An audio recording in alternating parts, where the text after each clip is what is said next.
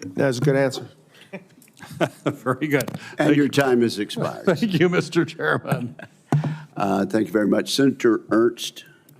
Great. Thank you, Mr. Chair, and thanks for our witnesses for being here today. And I know all of you do murder boards before you come in front of us, so you all should know exactly what I am going to talk about today. And General Saltzman, you can take a breather. We're not going to talk Space Force today. But everyone knows I'm a proud National Guardsman, and even though it was Army Guard, I appreciate our Air Guard brothers and sisters. So I deeply understand the critical role our Air National Guard plays in defending our homeland. The Air Force's top priority, as outlined in the fiscal year 26 posture statement, is defending the homeland. And that starts with maintaining a geographically distributed force. So we're going to talk a little bit about our Air National Guard in Iowa and the 185th Refueling Wing. A very important unit to the Midwest. General Alvin, I've written down a few phrases you've said over the course of the hearing. More tails in the air, survivability, resilience, and one that I love, when the platforms get there, the MILCON is there. In 2003, our F-16s were taken away from the Sioux City, Iowa Air National Guard, with the Air Force's commitment that when they received the KC-135, they would have a new runway that would support the weight of the 135. That has not happened. 20 years, and the MILCON has not been there. Secretary Mink, please take notes on this as well. 20 years the Air Force has let this go. The fear in Sioux City now is that because we cannot support the 46, that we will never upgrade to the 46. We will lose our unit. I am really concerned about this. This has gone on for way too long, and I've talked to way too many people in the Air Force and the Air National Guard, and it has not happened. We are concentrating these tankers all in various regions. They're concentrated. We need geographic disbursement. Let me talk to you a little bit about Sioux City and the history there and how proud we are of those units that have occupied this airfield.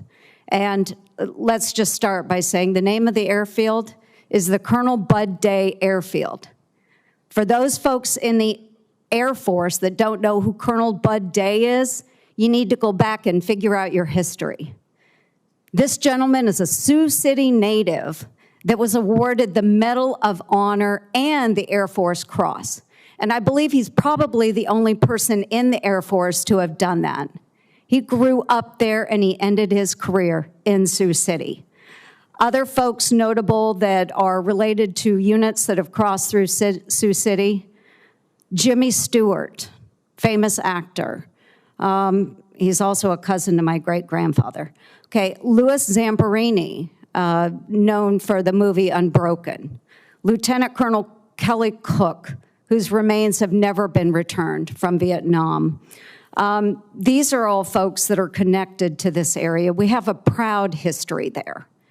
And I'd just like to know how many more times, General Alvin and Secretary Mink, that I have to bring this up in personal meetings in my office and in front of the committee to get a commitment to get the MILCON done for this runway. General Alvin, please.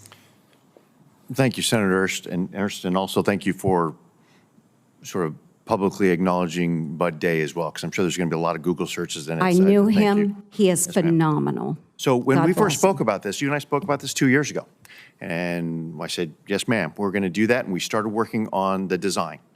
Last year, we put the money in to start towards 35%. As you know, the MILCON has to go through the design phase and has to get into a certain maturation before it goes from design. It can compete for funding. It needs to get through the 35% design. It is now at 65% design.